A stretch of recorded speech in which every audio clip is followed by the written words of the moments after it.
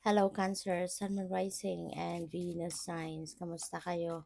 Sana po nasa mabuti kayong kalagayan. Welcome back po sa Star Tarot. At kung bago kayo rito, welcome din po kayo. Please subscribe, like, share my videos, and leave me a comment kung naka-resonate po kayo. Thank you. So, first card ni Cancer, we have risk. Ayan, learn to grow wherever you are planted. Okay? So, maaari na ang iba sa inyo rito is going to take risk. Some of you also may be doing things no, na you've never done before. Maaari ngayon matututo kayong magsugal sa buhay. Diba?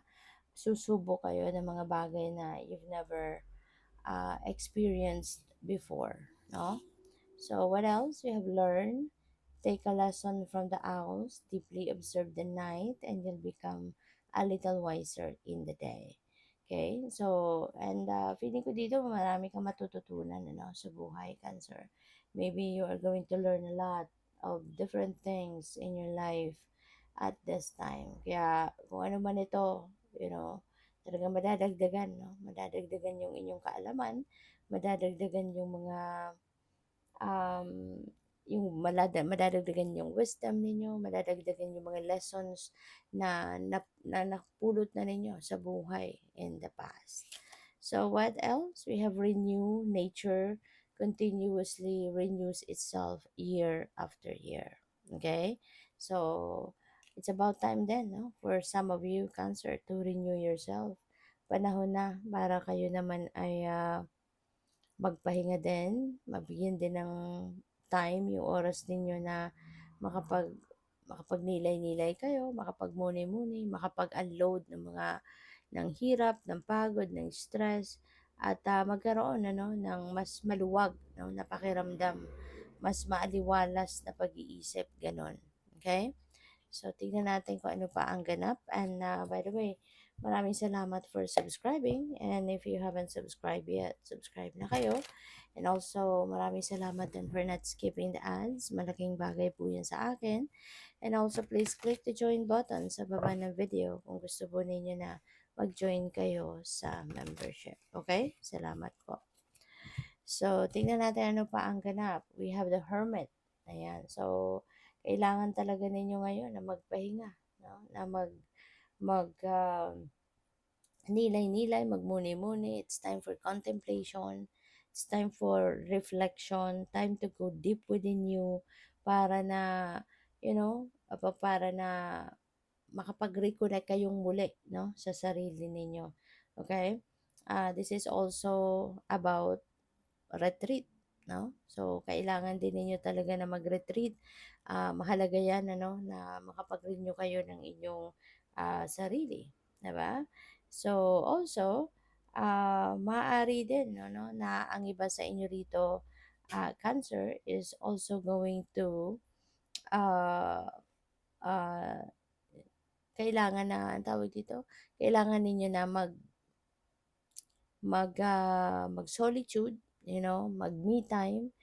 It's important for you um to be by yourself, no, for quite some time naman, para na alam mo yun, makapag-reconnect nga kayo sa inyong sarili, 'di ba? Spend time by yourself para na alam mo yun, kasi kapag may kausap ka, hindi ka rin naman makakapag-isip, hindi ka rin naman makakapag-contemplate, 'di ba? Kaya yung me time ang importante para kumbaga makapag-recalibrate ka ng sarili mo. Okay? At pupuwede rin kasi na kailangan pahinga, no? Aside from contemplating and introspection, maybe kailangan mo talaga na magpahinga, kailangan mo ng rest. Alright? So, what else? We have Eight of Spring. Alright? So, Eight of Spring is a fast-moving energy. Kaya po pwede na yung mga kaganapan sa buhay mo ngayon, magiging mabilis. Maaari na mga kaganapan mo sa buhay ngayon um, will be fast, no? At magiging, magiging kailangan handa ka no? You need to be ready for anything. Kasi katulad nito, fast-moving energy ito. So, kung kunyari, mayroong mga opportunities na dadating sa buhay ninyo, it might require you to take action right away. So, kailangan handa ka. kailangang ready ka for anything. Okay? So, yung gano'n. Kaya, kailangan din na nakakapagpahinga ka, 'di ba? Para hindi lang parang mentally, 'no? Mentally, physically, handa ka for anything na dumating, no? So, we also have 10 of winter. Ayan. So, 10 represents endings, no? And beginnings. Kaya, maari, no, ng iba sa inyo rito, maybe you are closing some doors, sa buhay mo, in some areas.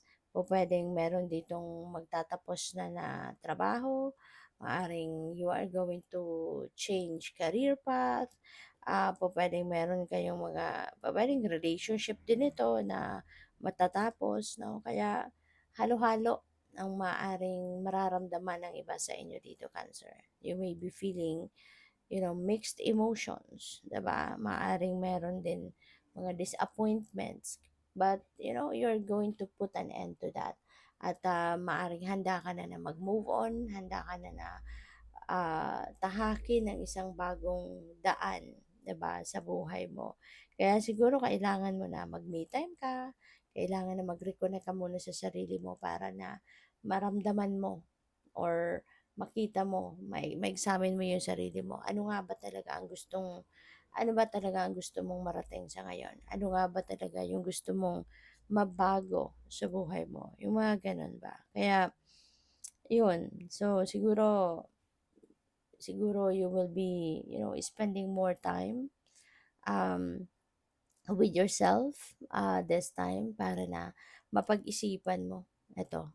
Ano man itong mga bagay, no, na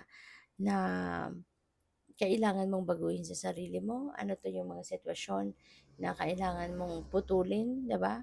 Ang koneksyon sa buhay mo. So, para makapag-isip ka, 'di ba? You need to spend time by yourself. Kasi kung lagi kang may kausap, 'di ba? Iba yung mga maiisip mo. So, we have two of winter. Ayan. So, maaari, no, na meron kang desisyon talaga na kailangan gawin dito. Alright?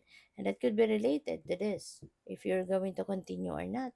If you're going to change the course of your life or not. Are you ready to explore? 'Di ba? New things sa buhay. So, maaring yan, no? Yung mga pag-iisipan mo sa ngayon. Or maaring yun ang mga pinagkakaabalahan mo sa ngayon.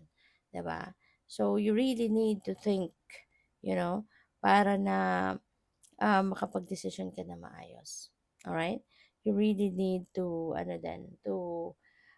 tune into your intuition para na makapag-isip ka ng mabuti. 'Di ba? Pakinggan mo yung inyong intuition so that kung kunyari nalilito ka man, no, logically, maaring, 'di ba, pupuwedeng nalilito ka, puwedeng hindi ka makapagdesisyon ng maayos. Pero when you follow what your intuition is telling you, makakapagdesisyon ka ng tama, at makakasiguro ka na dadalhin ka nito sa tamang daan, dadalhin ka nito sa tamang direksyon. Okay? So, good luck sa'yo. Thank you for watching. Love and light. Namaste.